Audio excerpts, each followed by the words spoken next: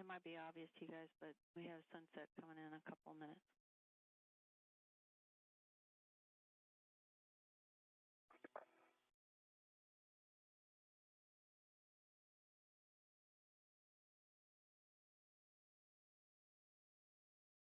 Yeah, if you can just hold that there and then bring your swing arm out, then I think you'll be in good.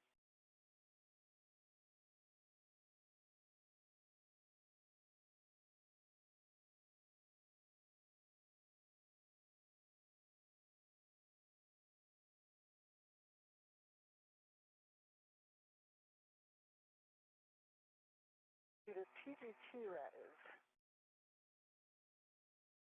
fast. Copy. And this view as we enter into an orbital sunrise. The International Space Station orbits the Earth every 90 minutes as it's traveling 17,500 miles per hour. So that means the crew living and working aboard the space station sees a sunset every 45 minutes as well as a sunrise every 45 minutes.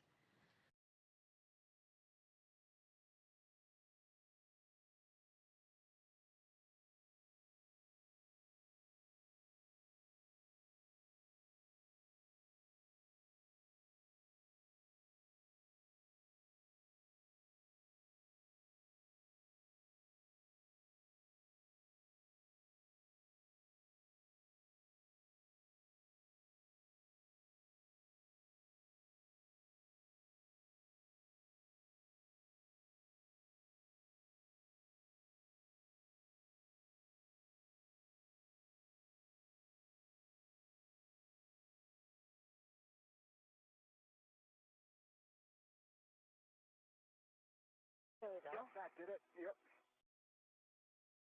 There you go. Hey, perfect. Thank you. Nice. Yep. All right, way to go. We couldn't tell what you did, Jessica, but it sounds like you got the tether snag taken care of. Oh yeah, it wasn't the tether. It was just my safety tether just got on the other side of my swing arm when it was out.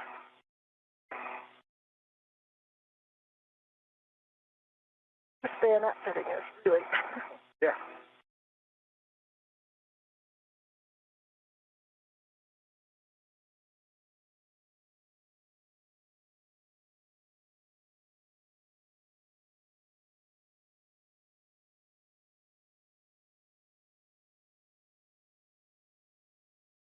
Okay.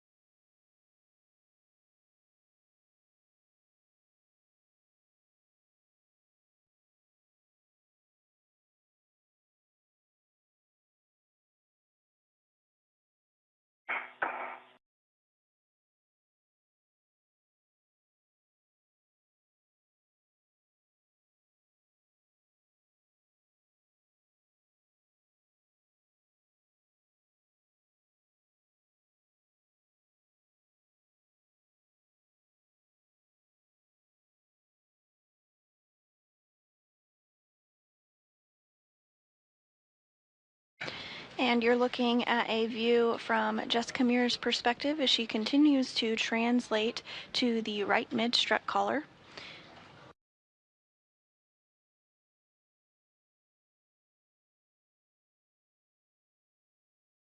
This is Meir's fourth spacewalk of her career. Okay, there's my fair lead. Yep, I see it coming off on top. That looks great.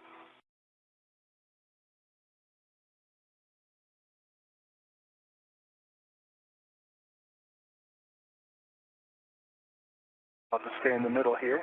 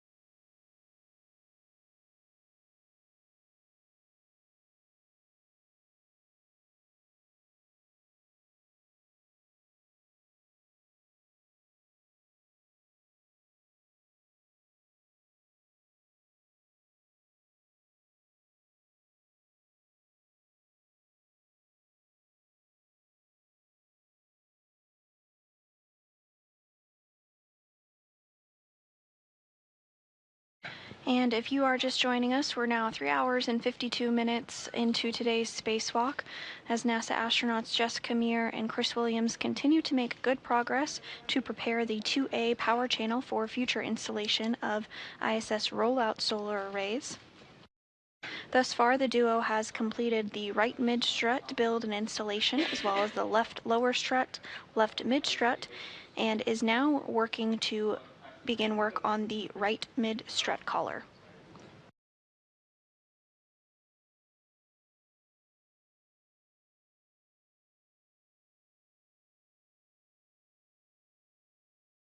And TC, anything I can be doing here to help push things along?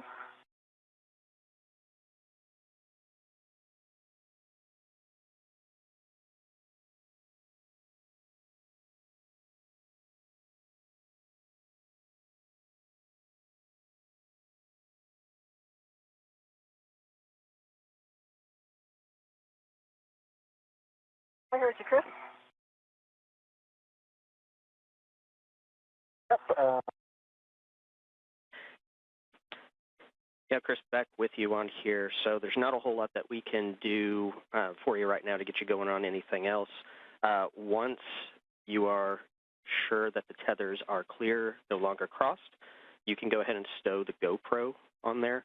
But at that point, we really have to wait until Jessica finishes up the right mid-strut before you can move on. How copy? Copy.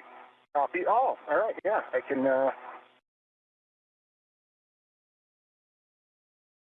work on that. I just went right by it. Sounds good.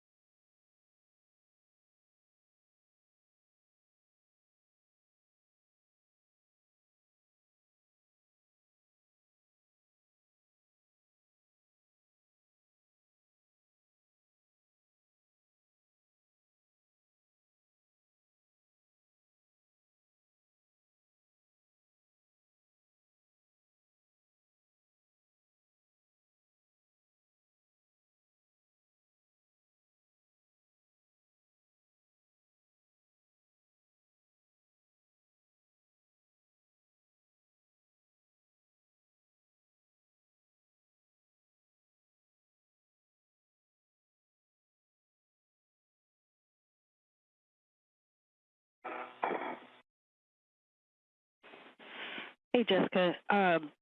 We're seeing views through your helmet cam of the MLI, and it's probably bothering you too. So we'd like to have you tighten that up like you did on the other side. Yeah, I see that. I will fix it. I could feel it. I knew you were feeling the same way we were about it.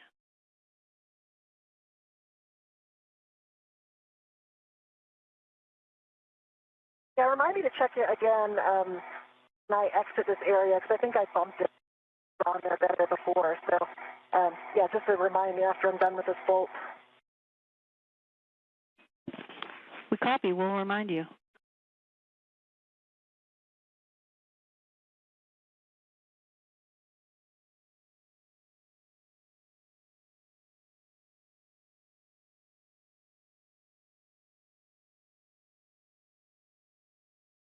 Yeah, I've got my BRT down here, and I'm going to get my PGD. Sounds good. And when you get a good position to ensure that the collar pit pin lanyard is clear of the collar interface. Yes.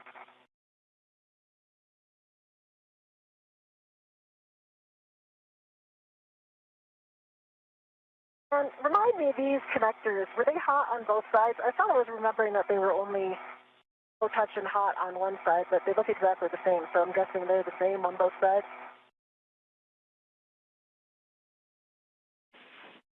Yeah, Jessica, it's a concern for both sides. They're both hot.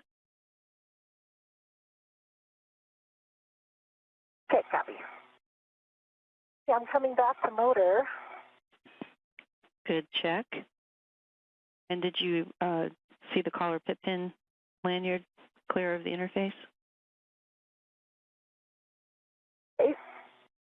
Affirm, it is clear. Excellent. Okay, we're looking for Bravo 7 clockwise 2 on the PGT. And a copy, you have it in motor.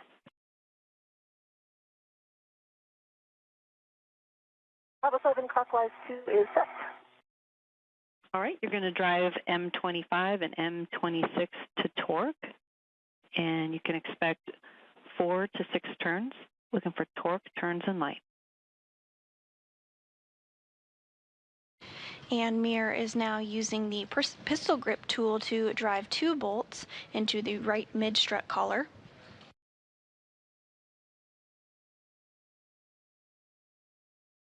Okay, that was M25. And I got a good 55.4 torque and 6.2 turns.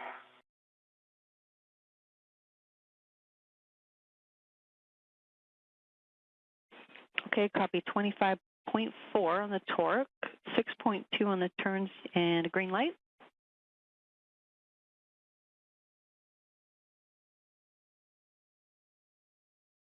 Affirm, that was for M25. And M26, I got good green light, 25.4, 11. I think that's because I didn't reset the previous 6. You said 11 point what on the turns? And I understand you didn't reset it. 11.55. Okay, 11.55 on the turns on M20. Just really. Say again? Affirm. Yeah, and I can tell you that this one is like the other side, except so like M25 looks like it's in tighter than M26, and M26 on the side, it's the side that has the tang coming out of it. So it is also like looks like the other side where it's not completely driven all the way together on each side.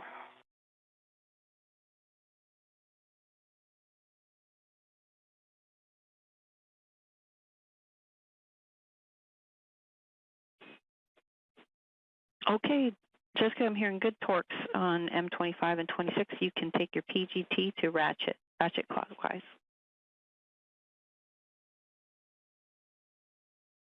Hey, copy, ratchet.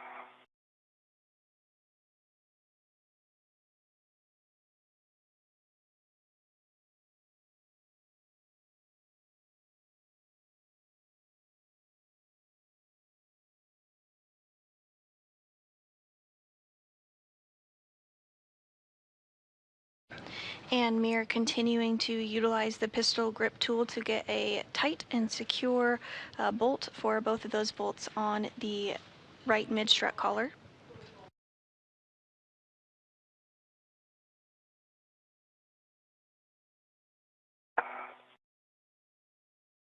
And we have now surpassed the 4-hour mark into today's spacewalk. About another quarter turn on M25 and 2 good pops. Copy, quarter turn on M25 and 2 good pops.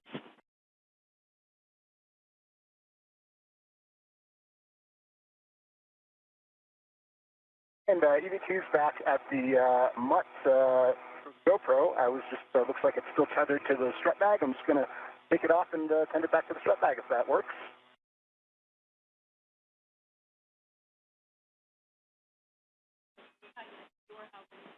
Okay, Chris, copy that. Good plan.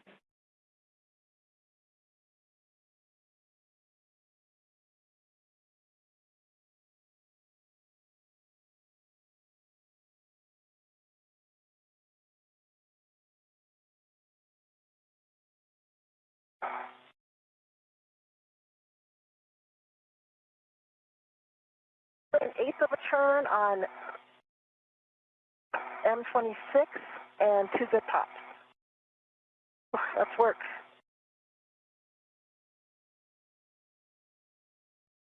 Okay, copy an eighth of a turn on M26 and 2 good pops. M25 was good bolt, by the way. Waiting to hear on M26.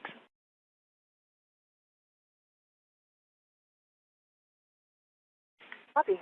All right, M26 is a good bolt. You can set your PGT to motor and stow.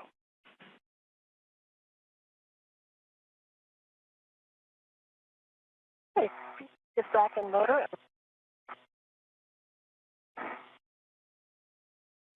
And with those words, all of the bolts have successfully been installed in the mod kit for today's spacewalk.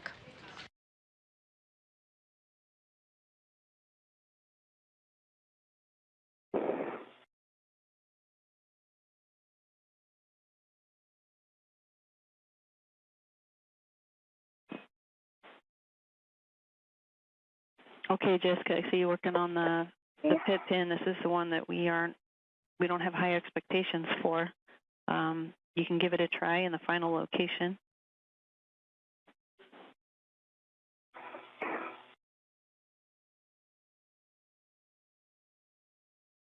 Yeah, the other side went in really easily. This one is like going in for now. It's a little bit stuck, but it's not popping down all the way. It is in there though, just not all the way. Okay, Jessica, you can go ahead and pull it out. If we can't get it in all the way, we'd rather it not get stuck. So can you pull it out?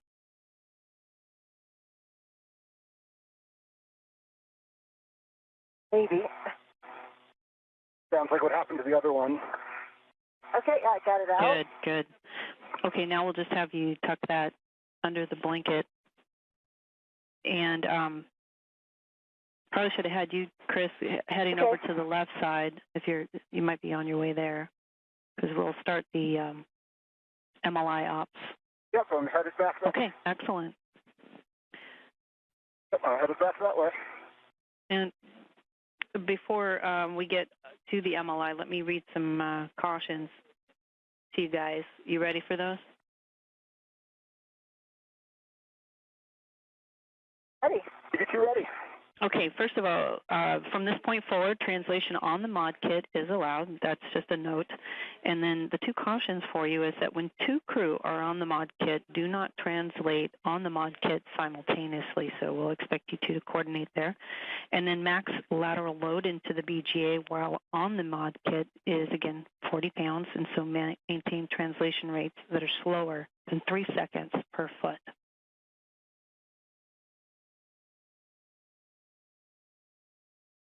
One copies. CV2 copies. And TC, I've taken my TCV back to a setting of 6. Copy TCV of 6 on EV1. And with the mod kit now successfully built and installed, both Meir and Williams are going to work on installing MLI. MLI is multi-layer insulation and is used to help protect hardware against mainly temperatures, as the temperature outside the space station can range from plus 250 degrees Fahrenheit to negative 250 degrees in the shade. Meir will work on installing the right mid-strut MLI, while Chris works on installing the left mid-strut MLI. Again, that MLI is multi-layer insulation. I thought I remembered I would just be pulling up and this would kind of telescope out. Yeah, Maybe so you're going to untwist the single pre-integrated wire tie stiffener that's bundling it to the mid-strut and then unroll it toward the mounting bracket. Can you? There you. I think you got it. Yep. Yeah, I was hiding on the other side.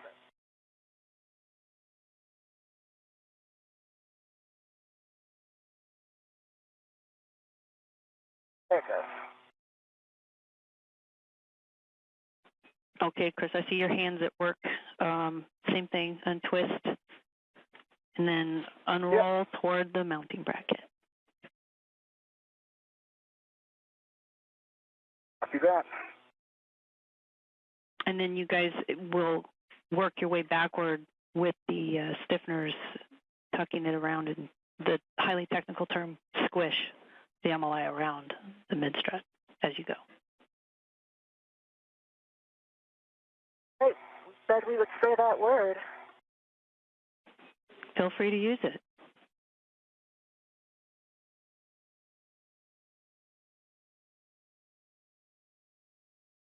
And as you can see on your screen, both Meir and Williams working to install that multi-layer insulation.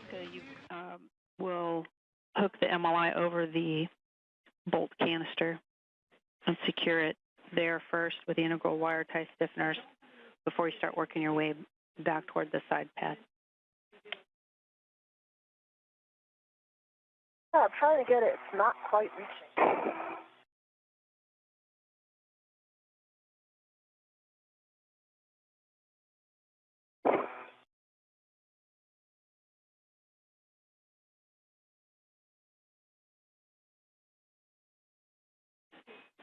And Jessica, we're thinking it might just be a fold that remains. Oh yeah, you almost got it. Yeah, I just went back down that way and looked for a fold. I don't see a fold, but it's just a little shy.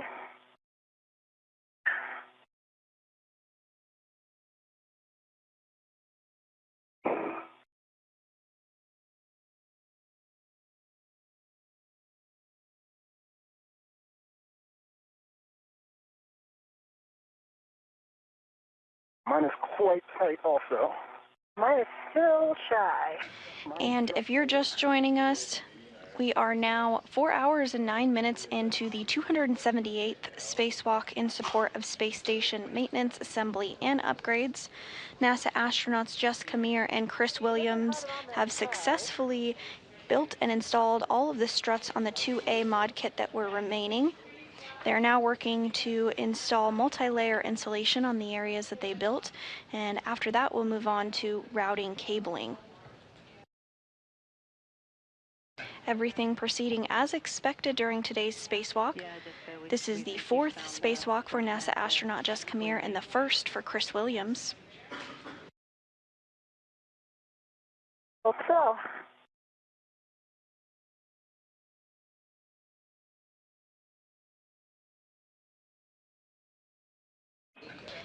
And teacher, are we expecting like M16 to be encapsulated in the MLI or to go underneath M16? Let's see, and before I give you information, The bolt, like the canister for that bolt. yeah, first of all, I want you guys to make sure you're coordinated and that only one of you is translating at a time on the mod kit. And Chris, I'm looking, so you're hooking over the M28 bolt canister, which you already did, and you're asking about 15 and 16? Does the MLI just get tucked underneath them, or does it try to go over those as well? You can tuck them underneath. Not copy that. Okay, finally got it. Nice. Way to go.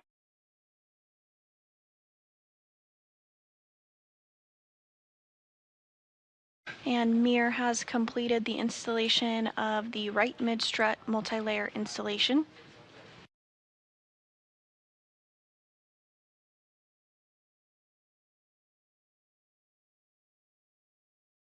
Williams is working to complete the left mid-strut MLI. That MLI is mainly used for protection against extreme temperatures. It is about 250 degrees Fahrenheit in the sun and negative 250 degrees Fahrenheit in the shade outside the International Space Station.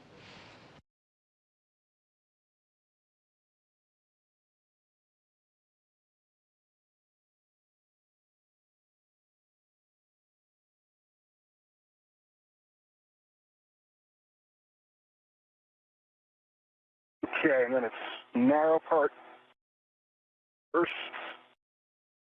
Confirm, I've got the middle part. Yeah, Chris, it's that small part, and then the large part goes over the top of it.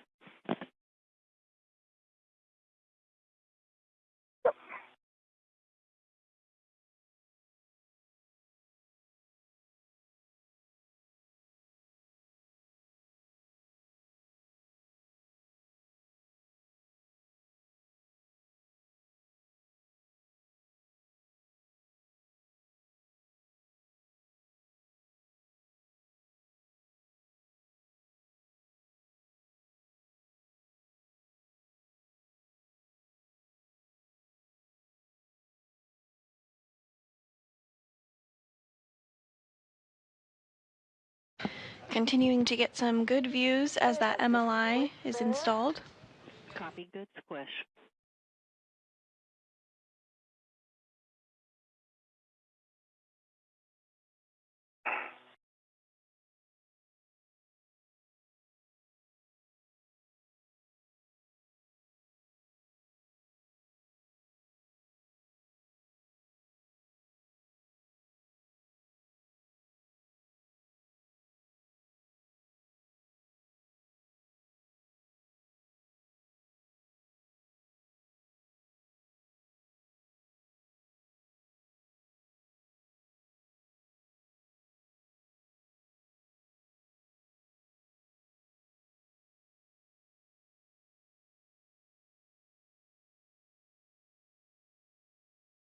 Another good squish, and I think I've just got this one last part.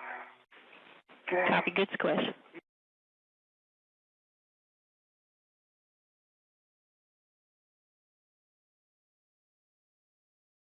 Just along my BRT a little bit.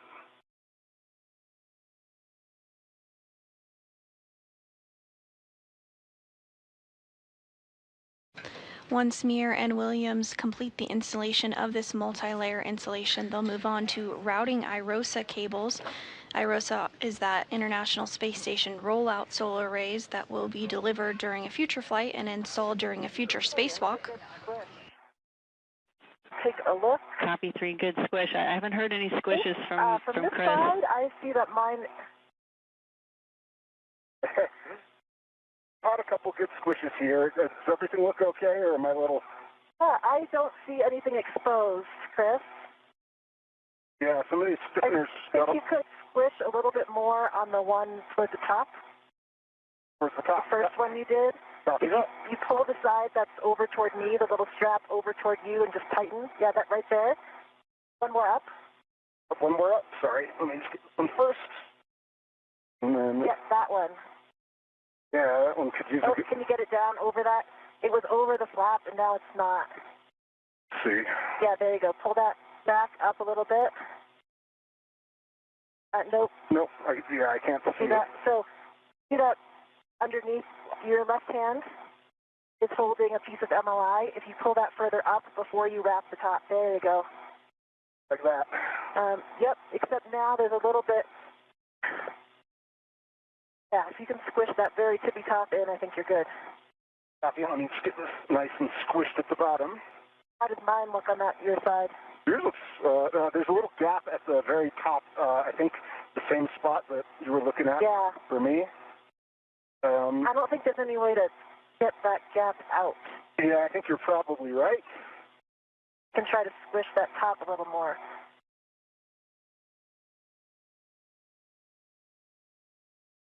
That help?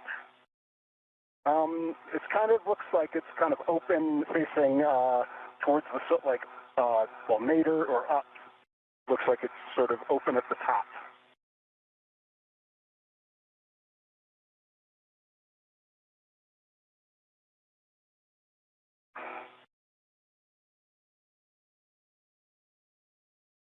How about that? That feels better.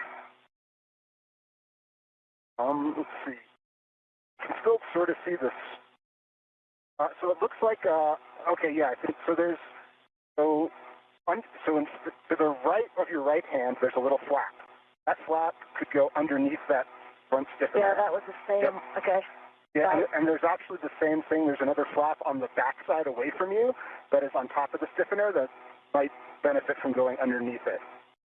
Yeah, right there. I think it's the same thing I had, actually, yeah. Better? Better, and then I think if you give a good squeeze at the top, like around...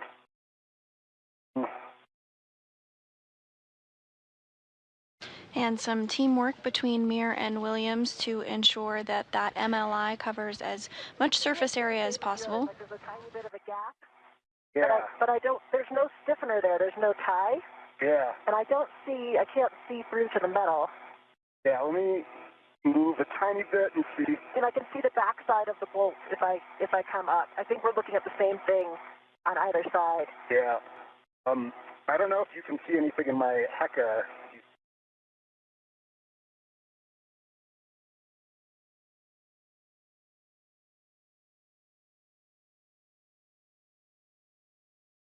see? Can you see the views that we have of each other's struts?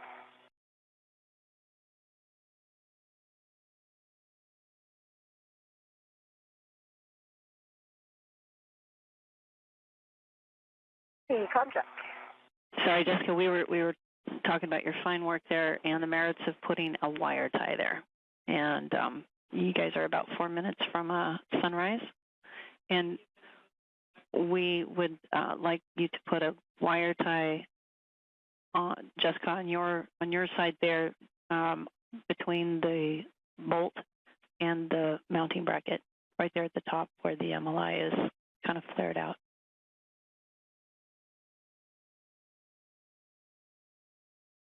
Okay, copy. And can you see out of my heck of view, I think, kind of mirror images of each other because there's no wrap at the very top. So I can see that open edge on the top of Chris's side as well.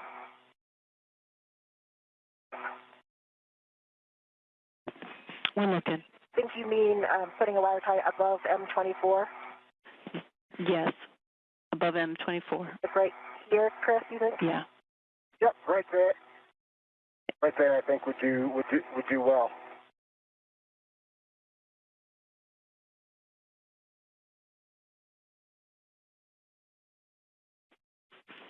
And for you, Chris, if you see a gap there, if Jessica's noticing a gap on your side, then we would recommend a wire tie there as well.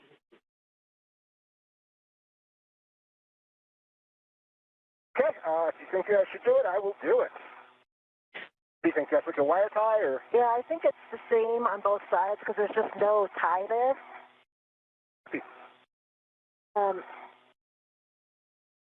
But I think if we talk each other on these, it might be that easier. Okay, yeah, I'll stand by and talk to you on it.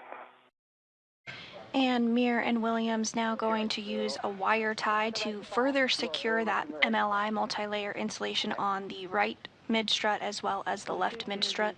The rest of the MLI looks really good for both of you. Awesome. Yeah, there's actually no tie up here, so it's like a natural. Is that going to be good, Chris? Yeah, I think that looks like it helps. You can still see a tiny bit of metal through, but I don't think right where your pinky just was. But I don't right. It's more away from the joints. What would I have to do with a wire tie? I don't know what you could do about it because I don't see any MLI that would flap over there. Okay. But I think this is probably as good as you're going to get. Unless there's something like folded inside. No, I don't think so. That part is just... That's like on the back of that part there. There's just like... I don't know what you're going to do about it, yeah. Yeah, it's the same thing on your side. I think a wire tie is actually open a little bit more now. I think if you put a wire tie for yours, I think you should put the wire tie underneath the bolt. Like here? Yeah.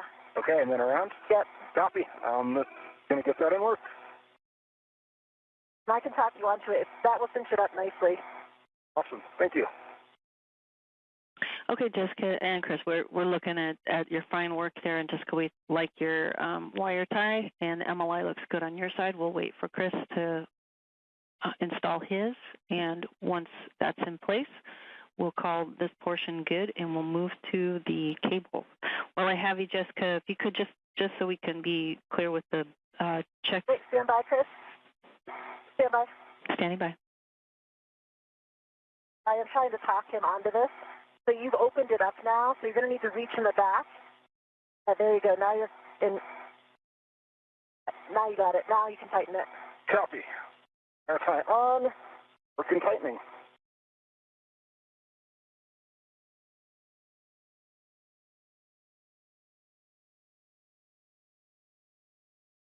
Looks good.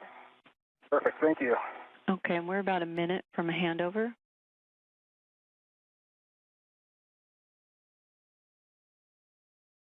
Copy.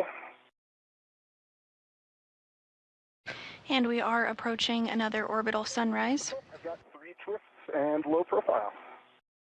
Copy. Looks good.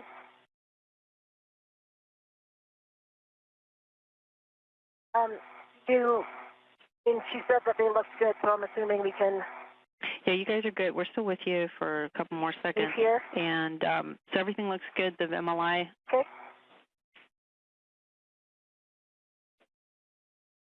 Okay. So we're translating back down then, right? No, we got to do the cables. Yeah, cables. And Jessica, before we go into the handover, we do see another gap there, right where your hand was. Yep.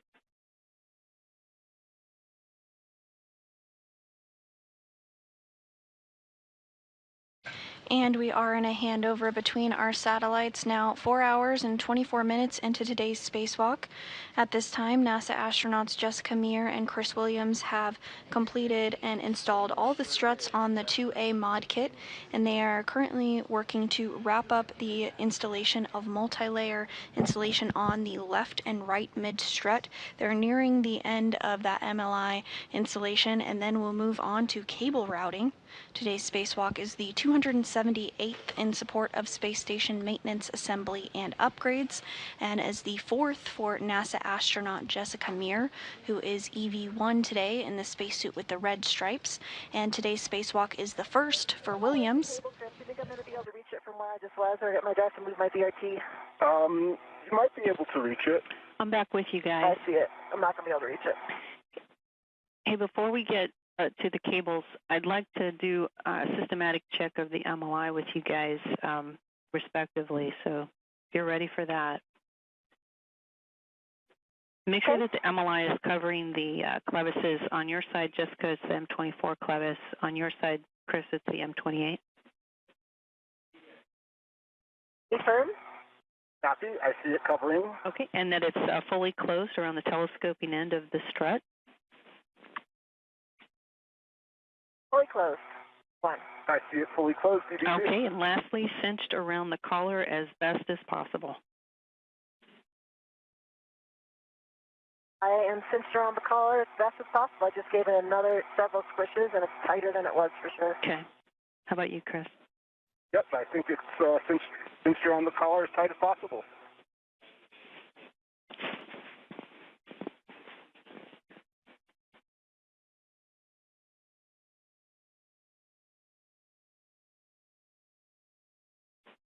Okay, Jessica. We're seeing a integrated wire tie close to the mounting bracket near your hand that we'd like a little more low profile, if you can make it. This one? And this view here of both of our spacewalkers today, Williams and Meir, as they work to further install and tighten that multi-layer insulation around the left and right mid struts. Yeah, you can get that. Nice. Yeah, that looks better. What do you think, Chris? Can you see that flap that Jessica just laid down flat? Does it look good on your side? Yeah, that flap looks great. Okay, guys. That's great. We're ready to move to cables, and you are on your respective sides. You're going to, Jessica, did you say that you could reach the cable bundle or no from where you were? So I'm gonna have to take off my BRT. And with that call out, we did hear that the MLI, or multi-layer insulation, has successfully been installed in both the left and right mid struts. Meir and Williams now going to move on to cable routing. Okay.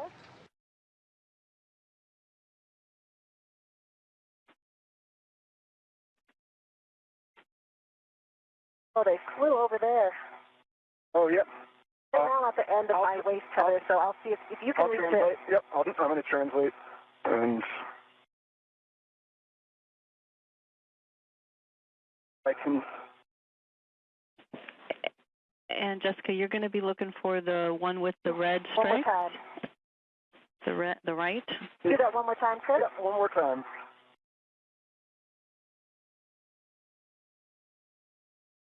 I've got the one with the red light. And they are staying on this tether that's on the mounting bracket, correct?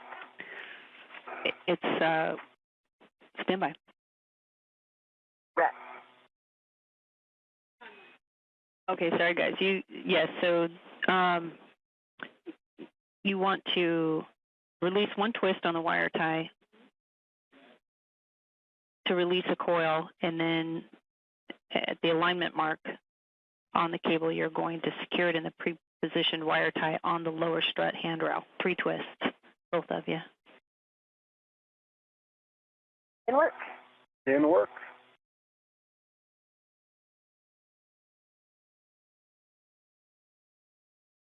Mine says left, and I got the one twist undone.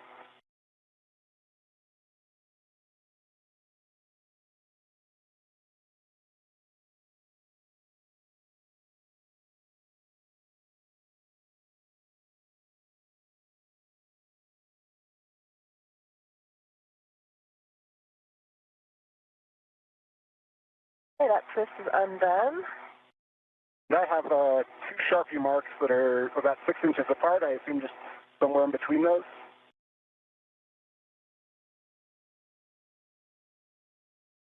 I'm checking.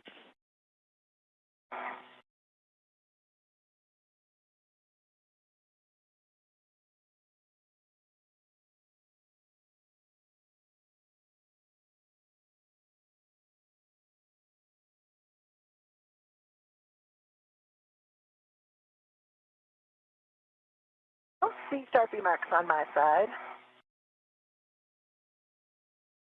I have 2 little Sharpie marks. It's about a meter from the end of the connectors that are there.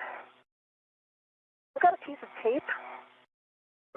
A white piece of tape, but no Sharpie. White piece of tape, and then the Sharpie is like Okay, I understand. You're seeing 2 centimeters further a along. white piece of tape and a Sharpie mark? Is that what you're seeing? That's on Chris's side. I see a white piece of tape, but no Sharpie marks. Yeah.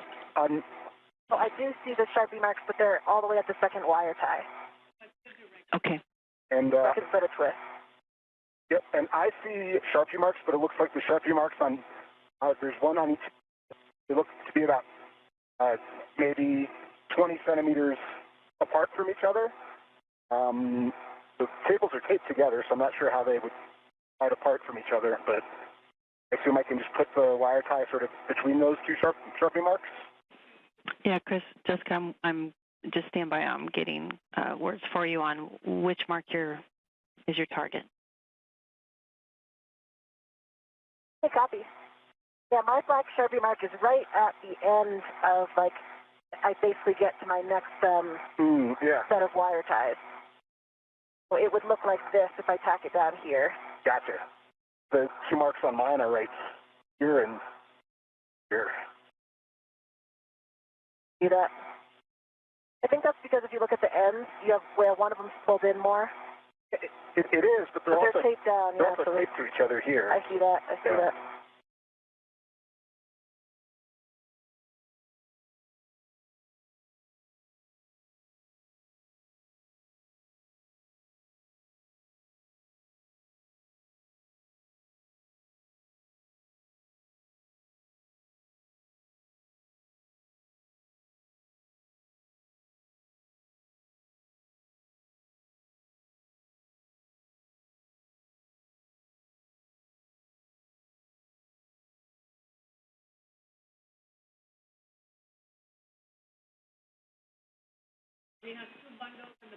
Okay, Jessica, so my understanding is that you've got a good mark on yours, the tape, where it goes to the lower strut handrail. And for you, Chris, I have the same thing as Chris. I have a piece of tape. Yes. Then I have Sharpie marks. And the Sharpie marks are like right at the next set of twists. So are we going for tape or for Sharpie marks? Sharpie marks. And Jessica, yours is good. For you, Chris, it seems as though the bundles may have slipped under the tape. And so anywhere between the 2 Sharpie marks is a good place to secure. Copy anywhere between them. Awesome.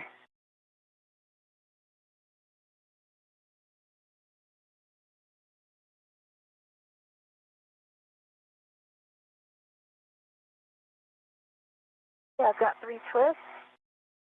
I'll tuck those in a little bit. 3 twists on my side and tucking down. Copy, 3 twists. All right. Your next target is on the mid-strut handrail. There should be a pre-positioned wire tie for both of you. Same thing, 3 twists. And you want to translate first? Sure thing. I'll start now. Okay, I'm at that handrail. Okay, I'm going to start moving. Nice coordination, you guys.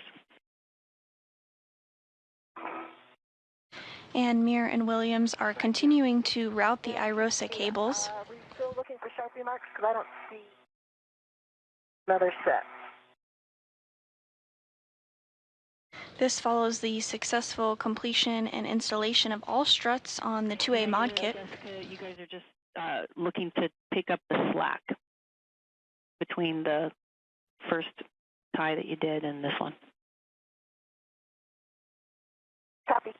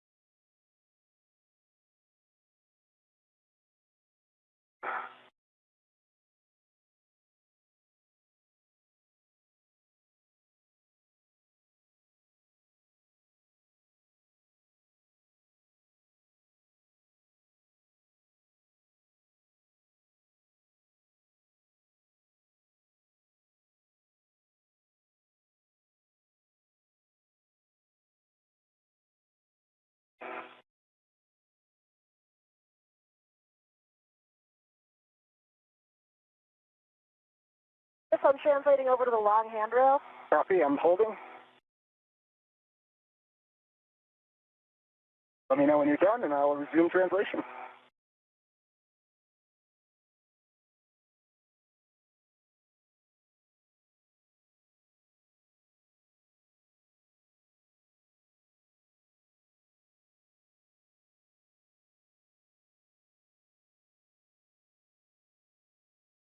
Sorry, I'm back here. I got to untwist more first. No worries.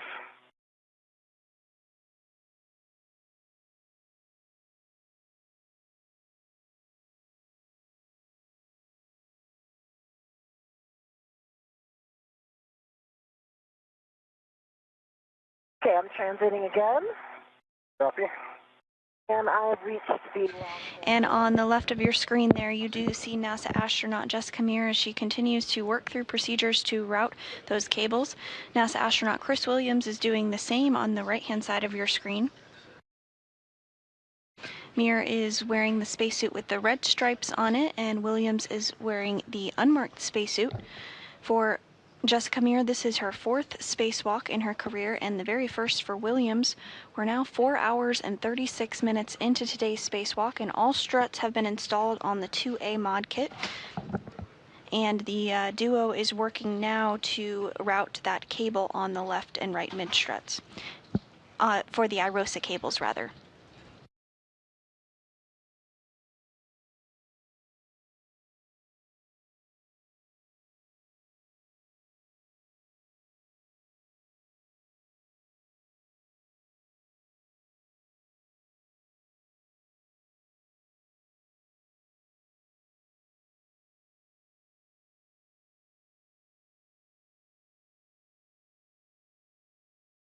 Okay.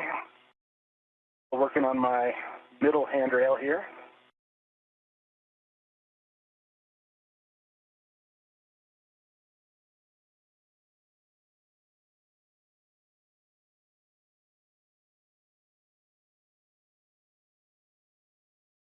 TC, I've got the final wire tie.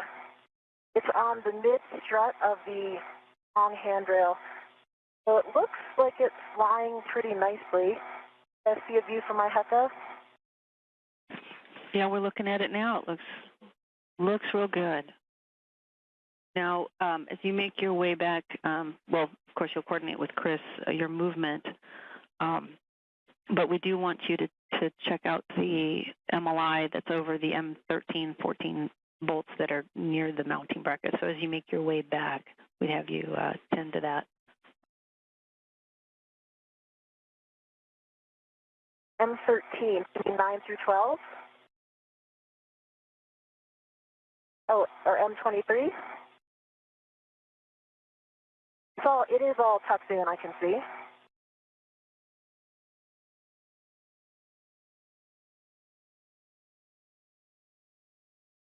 Okay, I'm going to start moving towards that long handrail, Jessica. Okay, I'll remain still.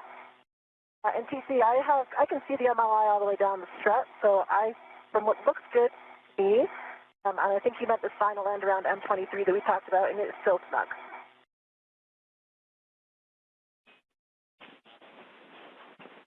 Yeah, it's actually on the upper strut, Jessica, to the mounting bracket, M13 and 14. So take a look there. We agree with you. Oh, you mean on the bottom?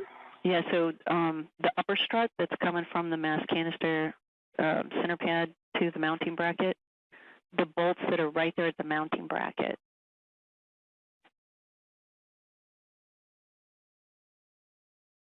Okay, so the other end from where I am, where I started, you mean?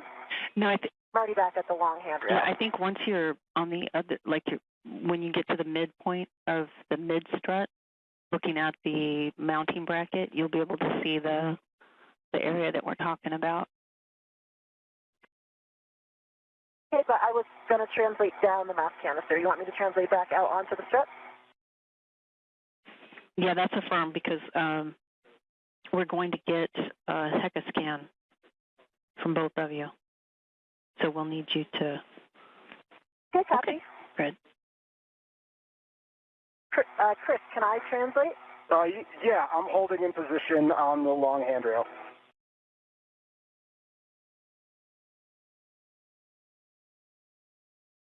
Okay, I'm translating.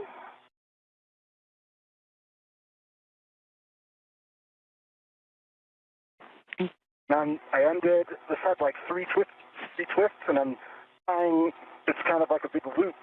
I'm tying the end of the loop to the middle stanchion. Okay, guys, we're about... That's kind of what you did, Jessica? 30 seconds from a handover.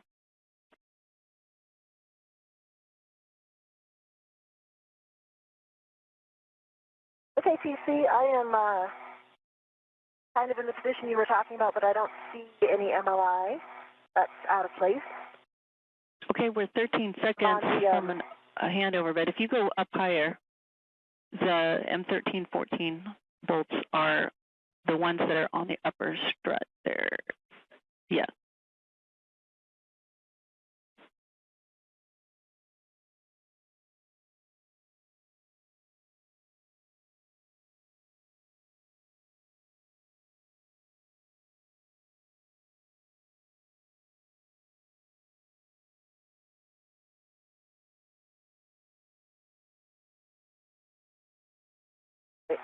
That'd be good to translate.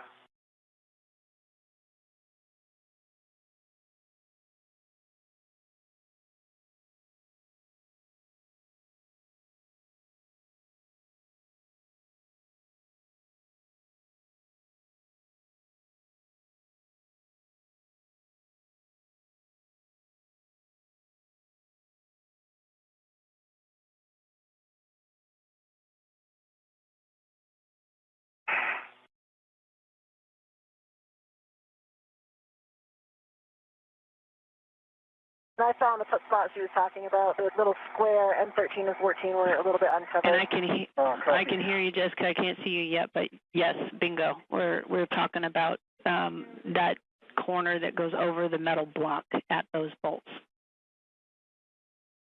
I've got the MLI over the corner now. Sweet. All right, you guys. Excellent work. We have to just do some glove hap and gauntlet checks, and then we'll call it good. All right, EV1, my hat is dry. I'm looking at my right glove. I don't see any changes. Changes to the left glove either, and my gauntlets are down. Okay.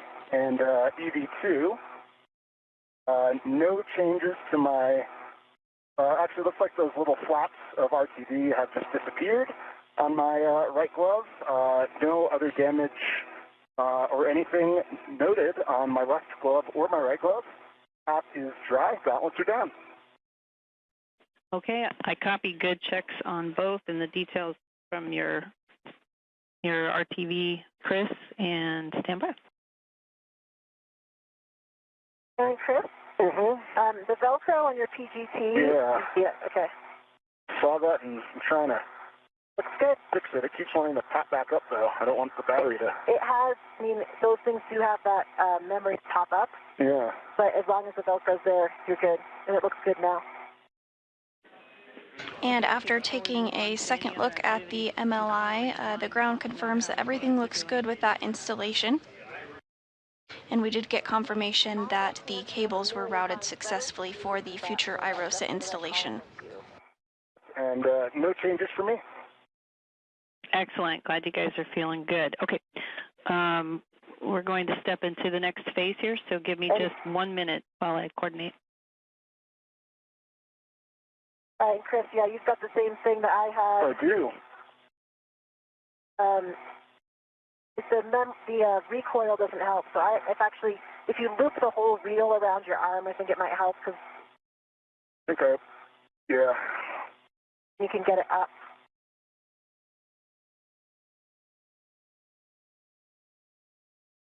There you go now, and then there you go, you got it. Yep, you got it. Thank you. Your camera lens cover's off. So, popped off. You're looking awesome. Thank you. And we are now 4 hours and 45 minutes into today's spacewalk. So far, NASA astronauts Jessica Meir and Chris Williams have installed and completed all the struts on the 2A mod kit, have installed MLI or multi-layer installation on the left and right mid struts, and have routed the IROSA cables. Copy.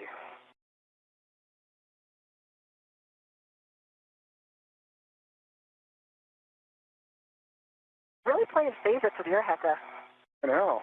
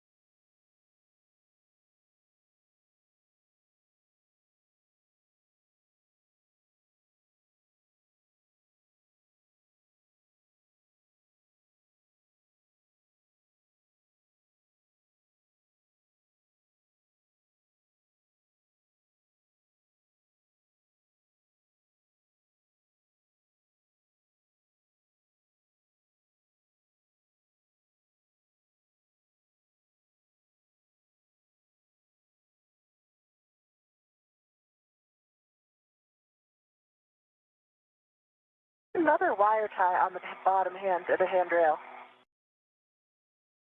Huh. What's that one there? That must have been from the prior EVX. We didn't. Oh, that's right, because this was their strap. Mm-hmm.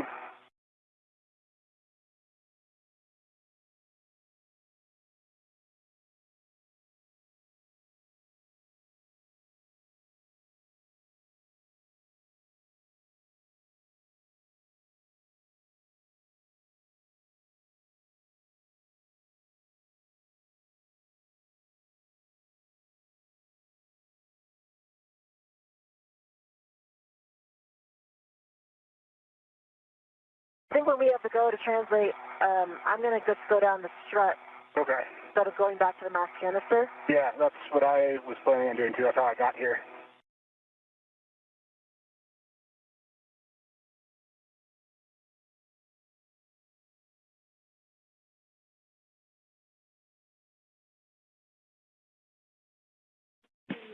All right, guys. We're doing good. And our next tasks are, as you expect, the DDCU jumper and the port sarge imagery.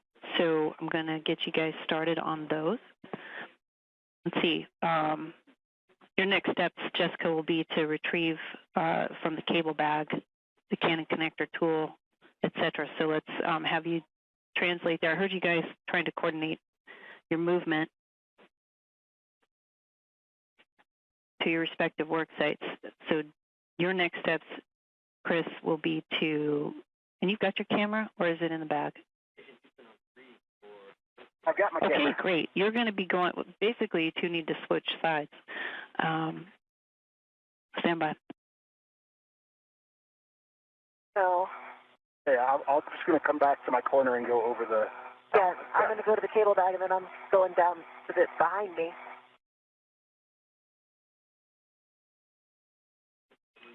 Okay, you guys... I'm going to translate down the strut right now. You're good with that? Copy, go for it.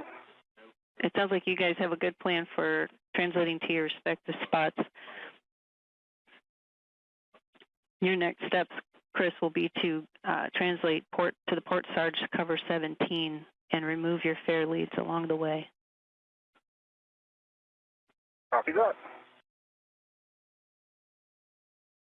And with those communications, NASA astronauts Chris Williams and Jessica Meir are now going to split up for the next portion of today's spacewalk. Williams is going to head to what you might refer to as Port Sarge, which refers to the solar array rotary joint located on the port side of the International Space Station. This is critical for rotating the solar arrays to track the sun. Once he gets to the Port Sarge, he is going to take some imagery of the International Space Station's Port Sarge side for the ground to do further analysis on. Meanwhile, NASA astronaut Jessica Meir is going to work on the DDCU jumper procedures. This is a redundancy on the power system to ensure that there's added redundancy aboard the International Space Station.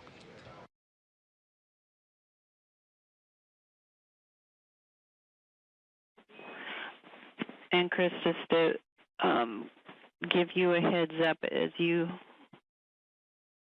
make your way towards the sarge,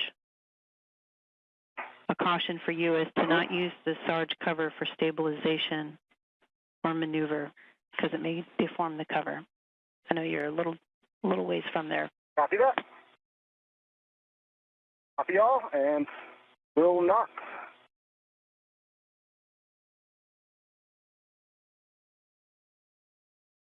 And as we take a look at our spacewalkers today completing their translation, you do see NASA astronaut Jessica Meir inside of the cable bag there.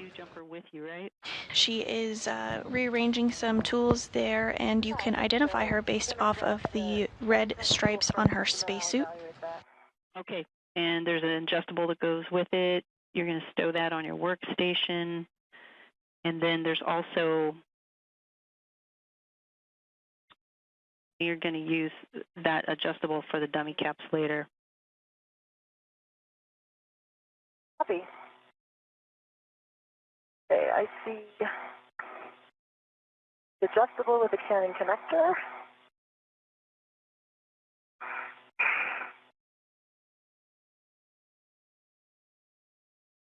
And Williams on the lower middle portion of your screen there in the spacesuit with no markings on it is continuing to translate to the port side of the International Space Station to take a look and inspect the solar array rotary joint as well as take some imagery of that area.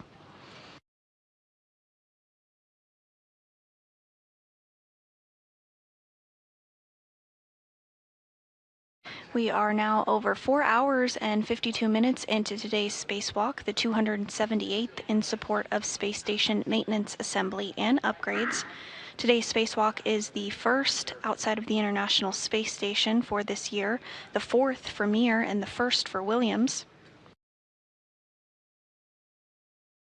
So far, our spacewalkers today have successfully installed all of the struts on the 2A mod kit, as well as installed multi-layer insulation on the left and right mid struts and routed cables for future IROSA installation.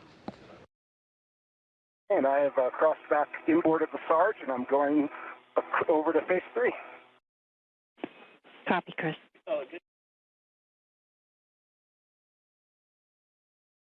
Got the cannon connector tool. I'm working on the jumper. It's kind of tangled up in the 3 PCB. Yeah, I can see that. Somebody got it. I think I got it free now. Good job.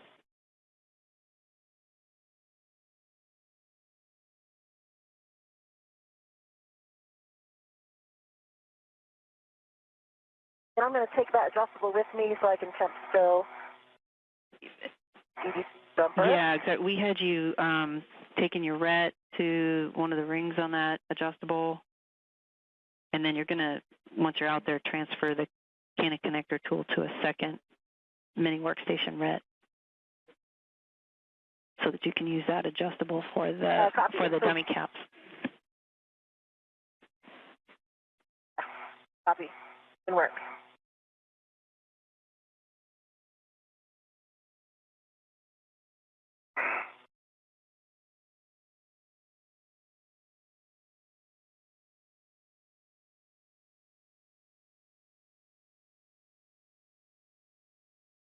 Okay, TC, I am at 3854. Good memory.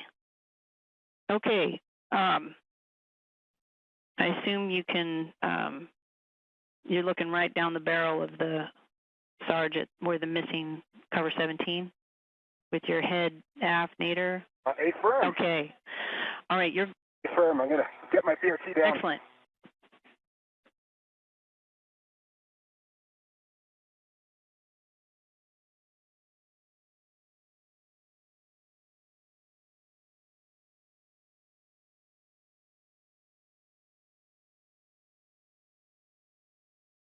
Yeah, I've got both the jumper and the cannon connector tool.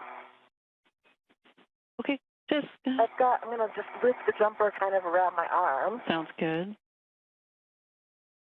And you'll work your way outboard. I have a... And NASA astronaut Chris Williams has arrived at the Port Sarge area. Again, that refers to the Solar Alpha rotary joint located on the port side of the International Space Station. This is critical for rotating the solar arrays to track the sun. Williams is going to inspect the Port Sarge as well as take imagery of that area.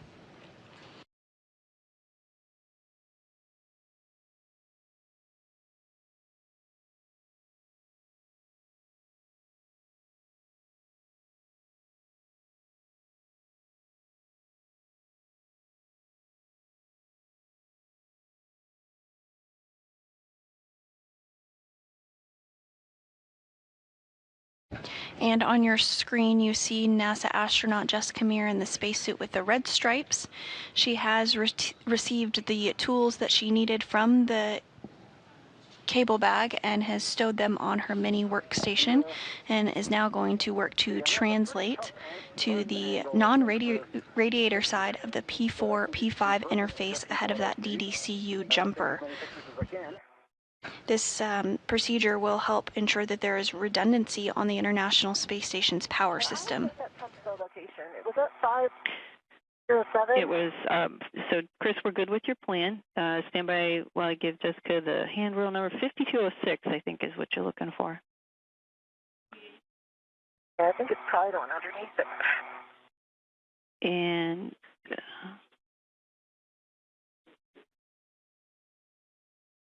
once you've got an ID on that handrail, Jessica, let me know, because I'm going to switch over to Chris for some words.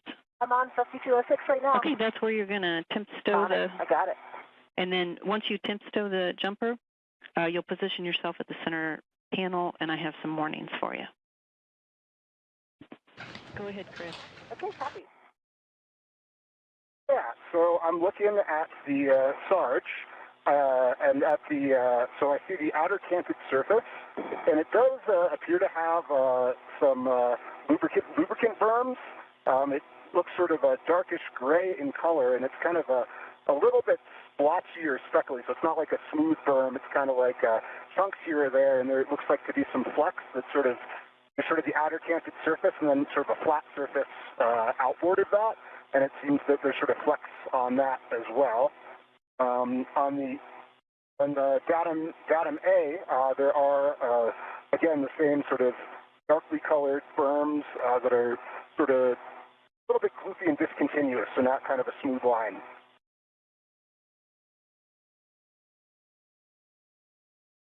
My best to get some pictures. The lighting is pretty tough. Okay, Chris. We're copying down all your notes. We actually got a heck of view from you now. And, yeah, continue with your photos. Copy.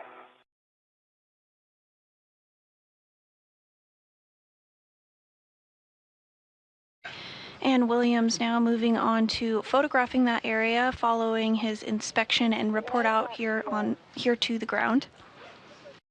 Temp stood on 5206. Copy, Jessica.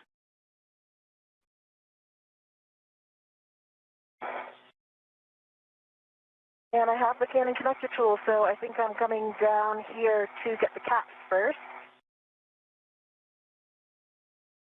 And I see them. Yes, let me read some cautions to you first. Actually, it's a warning. Two of them, pinch hazard, Canon connector, rotating housing, as well as the EVA connectors may become hot if left uncovered, so handling may need to be limited to prevent glove damage. And also I want to remind you the interesting tether point on those Canon connectors. You remember those? I do. Yeah, you have to go like at sideways in order to get the adjustable on there. Yeah, you got it. Okay.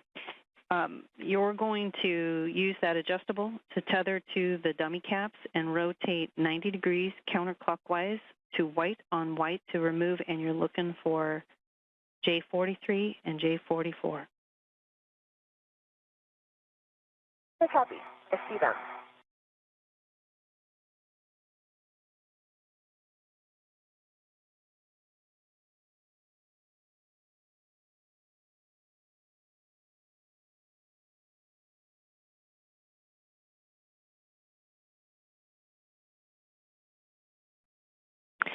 And Chris, when you are set, E1 M1 enable.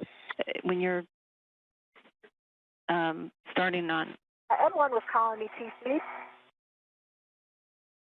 Okay, stand by. I'm going to stand by on comm for a second. E1 from M1, just a heads up, we're beginning our geocast from the park position to the lens cover go-no-go position. 1 copies.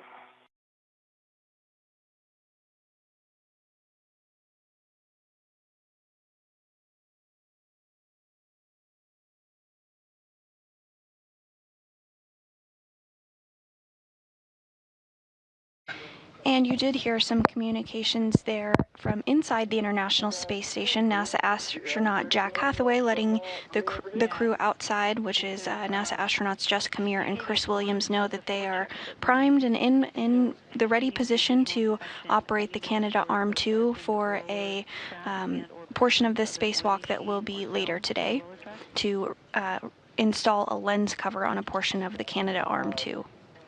So I see sort of darkened berms. I do see,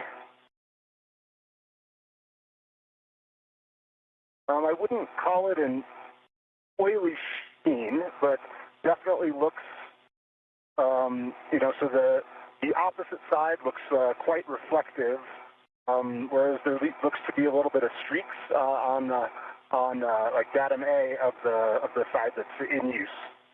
I wouldn't call it a sheen, but kind of streaks. Okay, that's good. And so next is to compare the surface condition of the outboard race ring with the unused inboard race ring. Yeah, I would say overall, the surface condition in terms of or damage or anything looks the same. They both look in good condition. There just seems to be this sort of dark material, which I presume is the lubricant that is sort of flecked over the outboard surface. But I don't see any particular damage or any obvious signs of intensive wear. Maybe the corners look a little bit more rounded on the teeth of the outboard ring than the inboard ring, but they look pretty comparable to me. Okay, Chris, sounds good. Now report any debris similar to metal filings if you see any.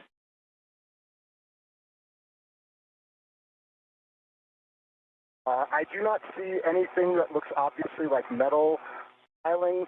There are some sort of shiny flecks in the darker lubricant. Could be metal, but it's not obvious to me what it is. Okay, copy that. And stand by for you, Chris. Jessica, how you doing? I am good. I have one of the caps off, J43. I'm working on the other one. A little bit hard to get my ret in there because the ret receptacle is flush against this raised structure, the way it's turned.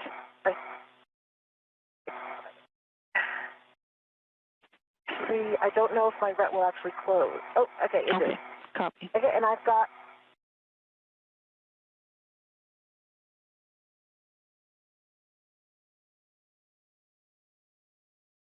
J44 as well. Copy, J44 removed. Now you can reposition to the 4 alpha panel, and I have an optional BRT, or actually a couple of ideas for you if you need one. Okay, and the 4 alpha, that's the Papa 44 connector, correct? On the other side, not where I am now. That's affirmative. Copy.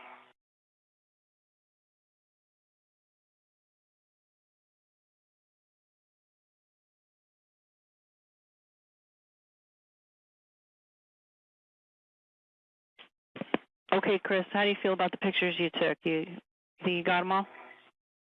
Yeah, I took as many as I could. The camera, unfortunately, because of like the lack of sort of contrast in the dark areas, was not auto-focusing and taking. I got as many as I could. Okay, we're good. Great work on that task. We'll have you translate back to the cable bag. Heading back to the cable bag. And with that, Williams has completed the port SARJ inspection. Again, that refers to the solar array rotary joint located on the port side of the International Space Station. He reported his findings down to the ground and took some imagery that will be analyzed later. At this time, he is now translating to the cable bag. Cautions and warnings to read to you.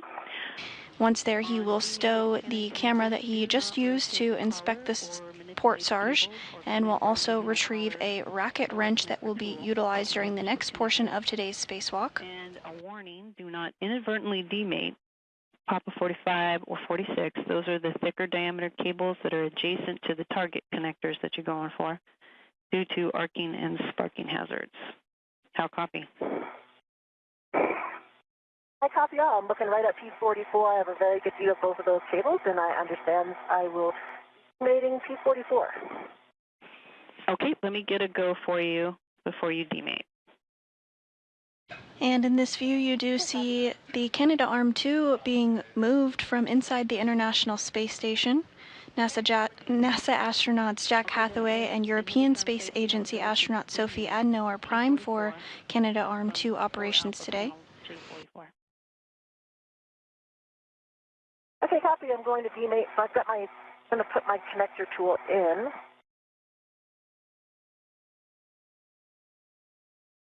Got that in, and so I'm going to turn that to the left to hard stop. Correct? Sounds good. And how are you doing, Chris? You finding your way back? I'm doing good. I'm coming back down the SARJ. I see the arm moving. Well, that's fun.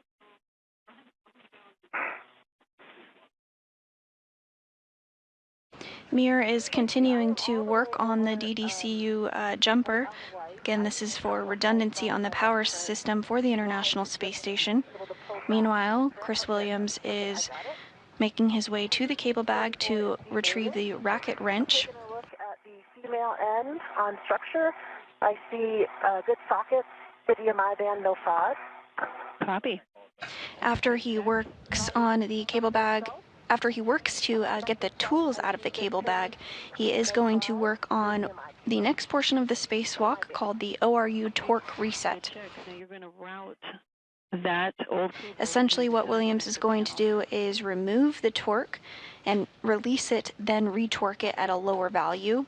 This is to allow future robotic operations if needed. At this time, the torque on these areas is a bit higher than the capability of the robotic arm, so once Williams resets the torque, future robotic operations should be able to occur. It looks like the shortest route would be to go underneath the hot cable J46.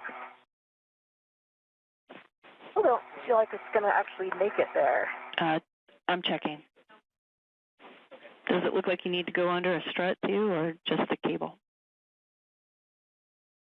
No, just the cable, but even doing that, I don't know that it's going to actually reach J44. I can try it, and I see it's top-down. Oh, that's not top-down structure. I do see some A-clamps further back near handrail 5202 that could be released, but that'll at least know that it'll reach. Okay, I'm checking.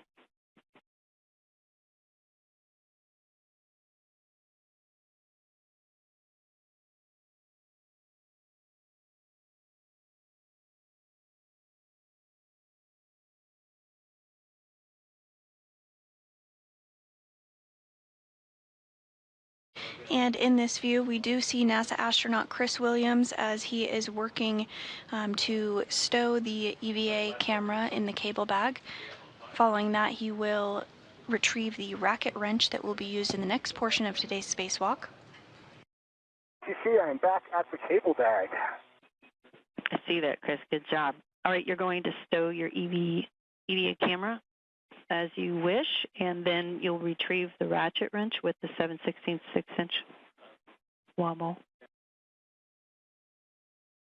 See that? In TC, I was able to feed it behind this other cap, and I think it will reach.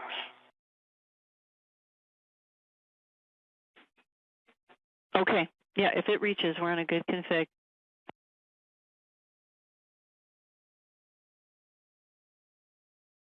Do I have a go to make that on the J44 dummy plug? Yes, you do. And you already gave me the no FOD good pins, and you'll turn it 9 degrees clockwise to a hard stop. Okay, copy.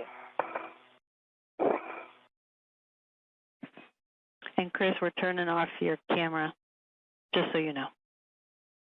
Good. Copy that. Jessica, just for your awareness, I'm trying to manage your safety tethers. I'm just barely leading it up the corner by the cable bag. It keeps kind of popping off. Okay, copy.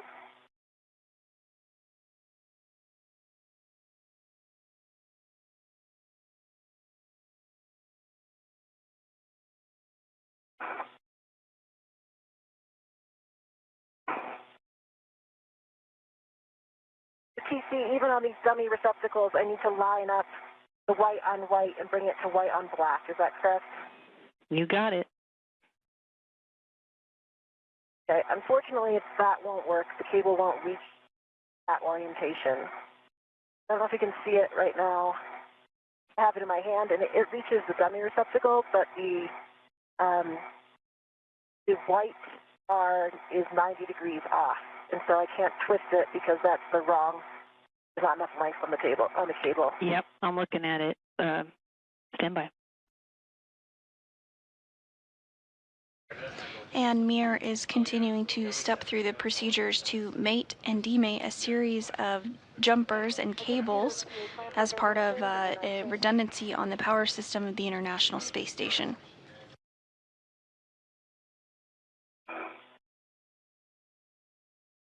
I think if I loosen those, it might have a chance. So, let me know. Jessica, what I'm hearing is that we think you have it in the right orientation, that if you push it on, you'll be able to rotate it to the right position. Okay, it definitely won't be white on white when I push it down. It will be lined up with nothing. It's basically 90 degrees off from the white, and then the black is 90 degrees off from the other side of the white.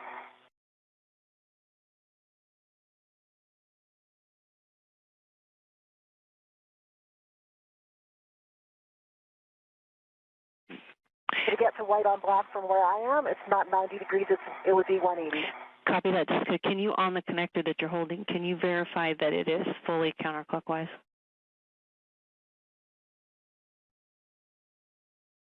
The yeah. shell. Yeah.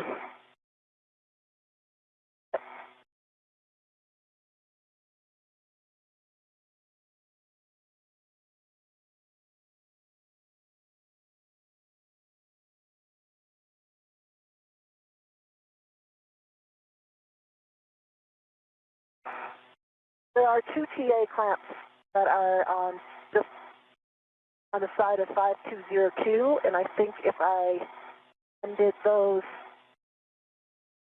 might have the clearance to reach, but I might have to feed it back around the other thick cable that's out here, the hot one, because it's running on the side of that, and I don't think it'll fit between the struts.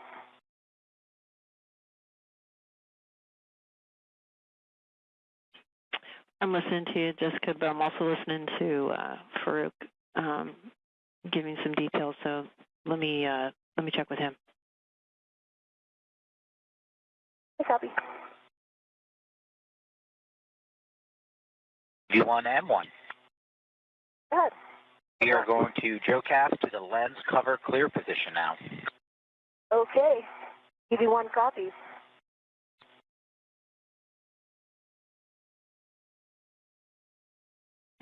Hey, Jessica, just a quick question. Which lines are you looking at? Are you looking at the one at the back of the shell that is the alignment for the tool, or the one that's at the base of the connector that mates with the jack?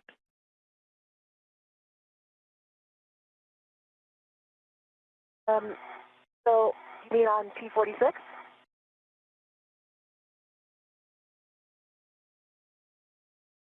On the old cable, the P44 that you are taking to the dummy receptacle? Yes.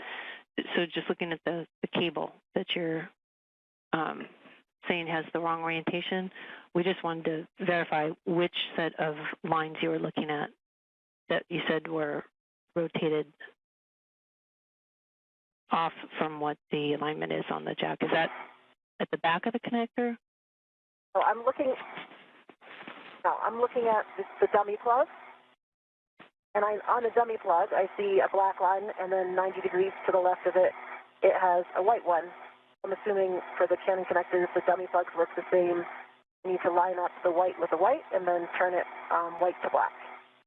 So those are the markings that I'm talking about. Can you see it in my heck? I'm looking straight down at it right now. Yeah, we can see the dummy plug. My understanding was that you were saying that the connector itself on the cable, though, that you're saying that wasn't lined up to where it could reach and line up with those markings on the connector. Excuse me. Yeah. Yeah. So we just wanted to verify that. So there's two markings on the Canon connector. There's the marking at the back where the tool goes in, and there's a marking at the base that lines up with the jack that you're going to. And we just want to make sure that the missile. Oh, I see that. You see it? I see it now. Yeah, you're right. I was looking at the top, so I think that it will work. Whew! That was a close one.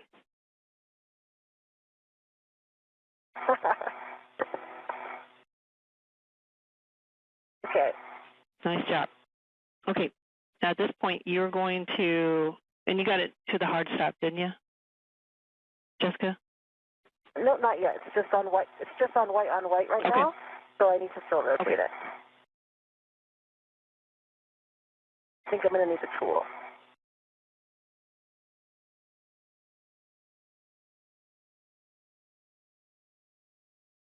Chris, how are you doing? I can't see you. I am doing okay. I've got retrieved the ratchet wrench, and I'm making my way inboard, just getting a lot of retraction force that I'm trying to manage properly. Okay, I've got a list of cautions for you, so let me know when you're ready for them. Copy, standby one. NTC J44 is mated white on black. So I think I'm going to repeat that process for P43. That's affirmative, and I copy your hard stop on J44. Yes, you'll reposition for the 2 alpha panel. I have some handrails if you need them, and then let us know when you've got eyes on P43. Copy.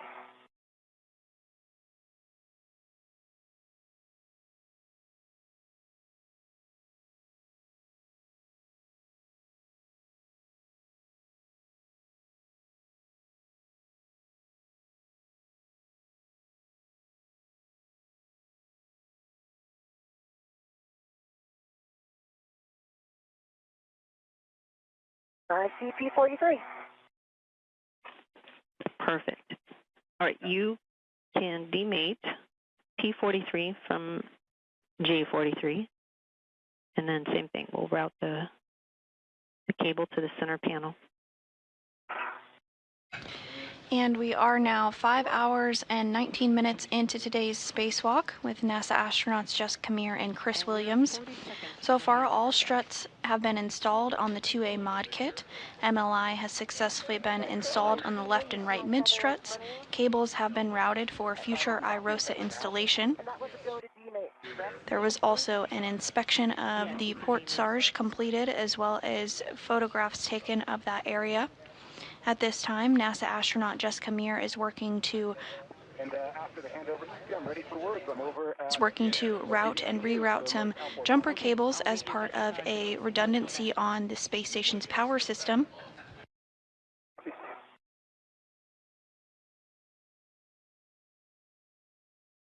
And NASA astronaut Chris Williams is working to re-torque an area of the International Space Station that could utilize the robotic arm in the future.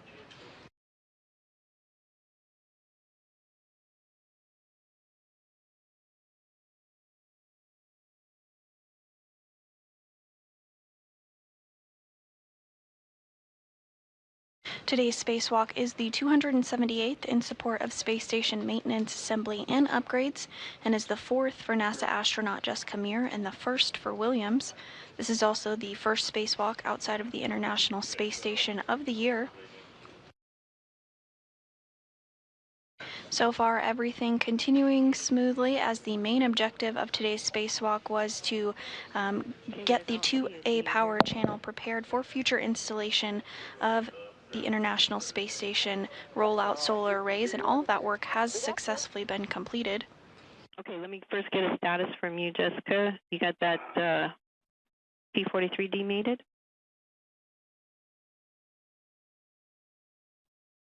Hey, firm, I've got it demated. Bring it a look. Okay, and for you, Chris, are you ready for some? I see good pins, no FOD, go to EMI bands.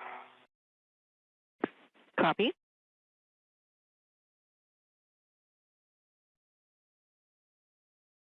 And I'm ready for words whenever. Okay, and just for you, Jessica, you can, after you route it, you can mate it beating Papa 43 to the center panel J43. Okay, for you, Chris, first, ensure socket fully engaged. That ensures anti-rotation device tangs are fully disengaged before you turn the bolt to prevent bolt damage. Second one is torque is broken when the motion is felt on the bolt head. To prevent bolt damage, do not exceed a half turn on the release. Once torque is broken, do not translate on the micro square until the torque is reset, and do not local or BRT to any box actively being driven. How copy? And I'll get the fifth one. I'll get the fifth one to you. I'll get the last one to you if we get over to those boxes where it applies. Copy that. Okay. And I'm currently at the most outboard BDCU, just by Jessica's feet. Okay, it should be conveniently located under the strut bag. TC, Go ahead, Jessica. let you finish with Chris. Go ahead. I'm at it on top of the strut bag. And I see Hotel 1. Okay, so I understand you're at BCDU 2 Alpha 1?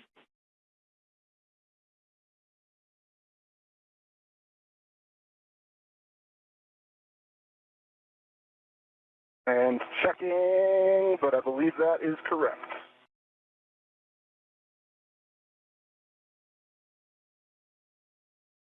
I have P43 made it to the dummy receptacle. It's white on black. All right, we copy, Jessica. Good, good mate there, and it's to a hard stop. You can close the TA clamps on the center connector panel to secure both Papa 44 and Papa 43 in place, and that'll be one TA clamp per cable. Good work, I see those. Okay. And TC, I'm at 2 Alpha 1. Excellent. Okay, so here's the drill. You're going to release with the ratchet wrench 1/2 turn, exactly a 1/2 turn, and you'll go in order, H1, H2, and you'll give me a report. And then we'll use the PGT and drive with the PGT less than a 1/2 turn. But let's get started with the ratchet wrench, and I'll be listening for your turns. Copy, starting Hotel 1. And in this view, we do see Jessica Meir continuing to route and unroute those jumper cables.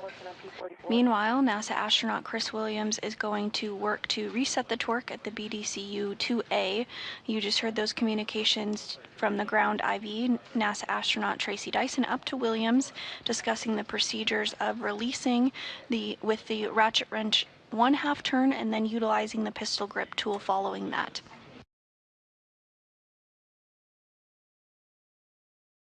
There are several boxes that Williams is going to remove the torque on, so he's going to release the torque and then retorque it just at a lower value.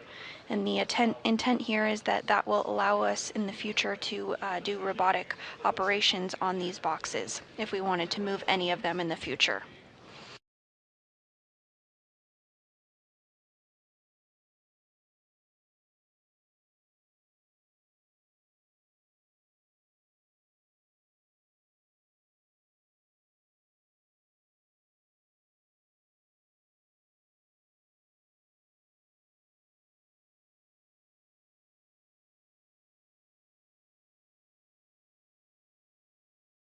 And again, continuing to get good views from Meir's perspective as she works on those jumpers, routing and rerouting them for redundancy on the space station's power system. Everything continuing to go smoothly now, 5 hours and 26 minutes into today's spacewalk.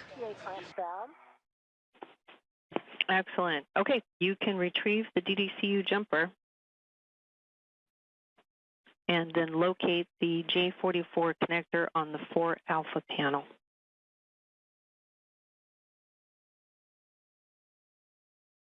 Copy, and work.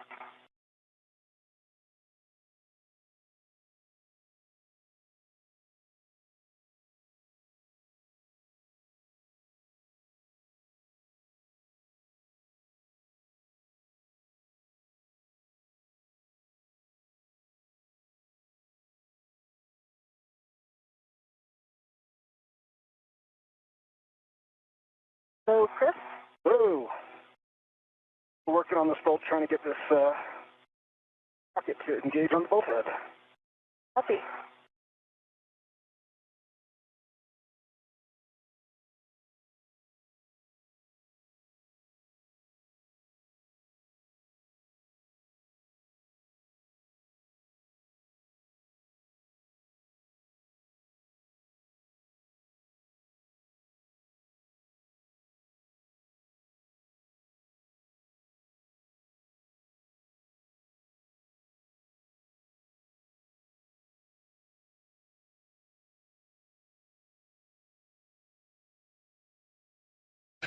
And we're looking at some live views as the International Space Station is orbiting in a orbital nightfall at the moment. On the left-hand side of your screen is the viewpoint from NASA astronaut Jessica Meir as she conducts her 4th spacewalk.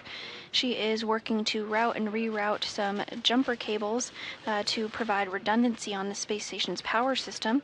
And on the right-hand side of your screen is NASA astronaut Chris Williams, who is completing the first spacewalk of his career.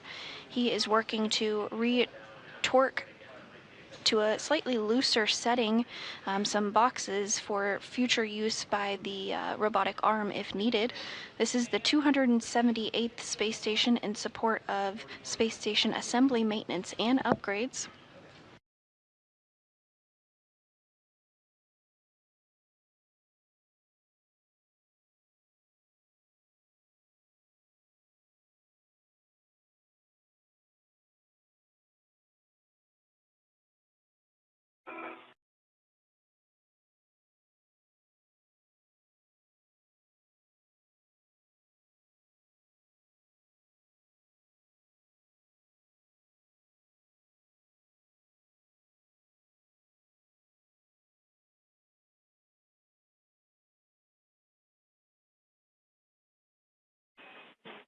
Hey, Chris, looking for a status from you.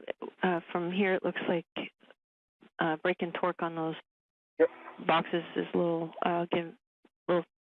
tough. Did you manage to get it? Yeah.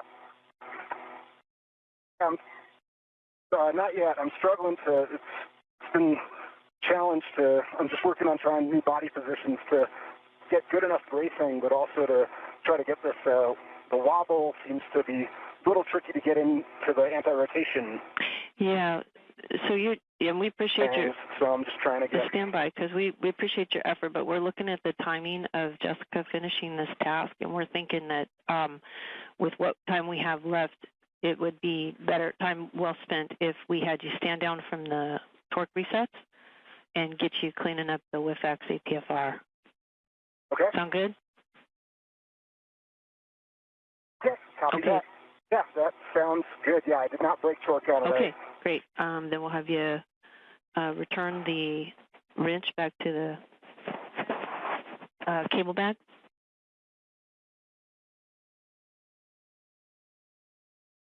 Copy that. And with those words from the ground IV Tracy Dyson to NASA astronaut Chris Williams as he worked to break torque on those boxes on the International Space Station. Had a little trouble breaking that torque, and this operation is not critical for today's operation, so they are going to have Williams pause on that activity and move back to the articulating portable foot restraint to uninstall the WIFX or the worksite interface extension. Before you translate. Again, the main task of today's spacewalk was to prepare the 2A power channel for future installation of International Space Station rollout solar arrays, and all struts were installed on the 2A mod kit, successfully completing the main task of today's spacewalk. Anything that looks like it's a...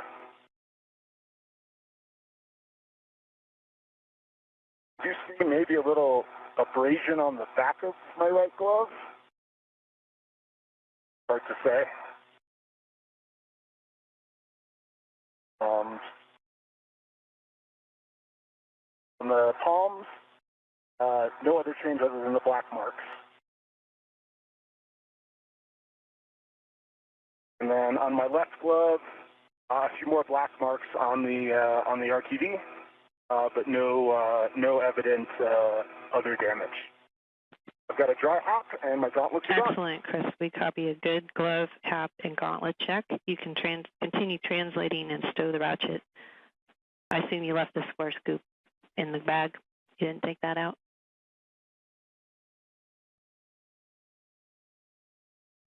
Translating to stow the ratchet. Okay. Okay, and I have this jumper, and I'm over here at J44. Do I have a go to mate the jumper to J44? Give me the no FUD, good pins, good AMI, good stuff.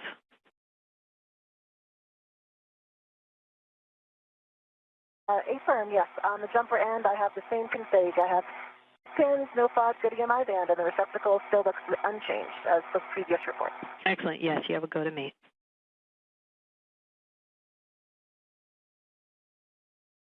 Here we go.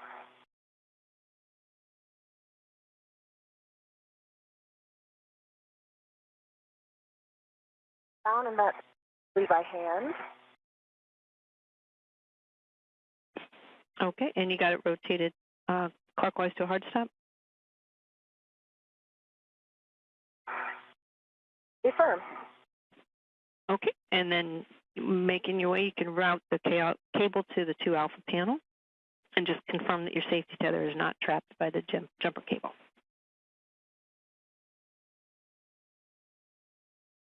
I will confirm that. I've got the jumper cable. It is all underneath each other. So I think I'm in a good config. Copy, good config. And as Meir continues to route cables and jumpers as part of a redundancy on the space station's power system, Williams is making his way back over to the articulating portable foot restraint that was used during the installation of the 2A mod kit earlier this morning.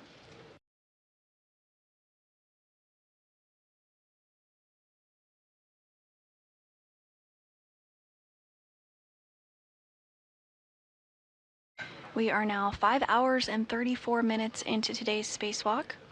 The main task of today's spacewalk was to prepare the 2A power channel for future installation of International Space Station rollout solar arrays, and all of that work was completed. The mod kit for the 2A power channel was successfully built and installed. Additionally, cables were routed for the preparation of the IROSAs. And in addition to that, there was imagery of the port SARS that was done, as well as a visual inspection provided by NASA astronaut Chris Williams. And as we speak, Meir is continuing to route those cables, those jumper cables on the DDCU. So I've got this adjustable.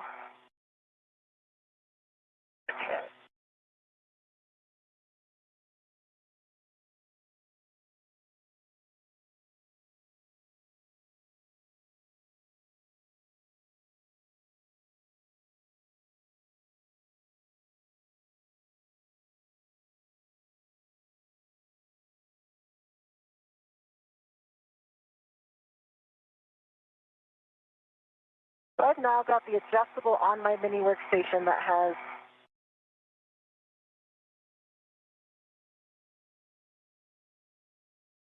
and back. I want to organize a little bit more.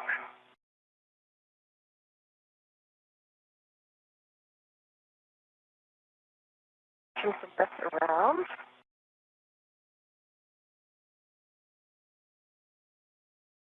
You see, I've got the ratchet bundled back in the cable bag, back on the fish stringer. Excellent, Chris. All right, that's great. We're going to have you move on to the APFR with X that's in with 25. And big picture, you're going to, I know you know this, I'm just going to say it out loud. You're going to retrieve the APFR with X bundle, and you're going to stow all of that on your BRT, and then we're going to start the translation port toward the CETA cart. And then once we get there, I'll give you more words. Copy all. Copy all.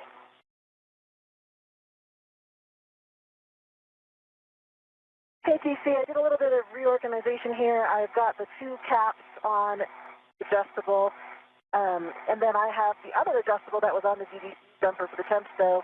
I have that actually connecting the caps to my mini workstation. And now I'm going to route the cable over. Okay, I copy your RET config with the dummy caps, and it's all connected to your workstation and your routing cable.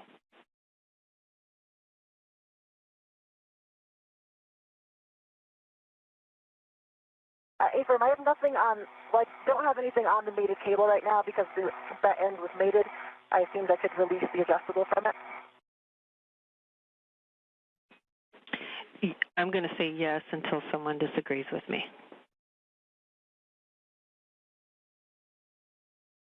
Okay, copy. That was the adjustable I wanted to use for the cap so that they weren't hanging down on a rack.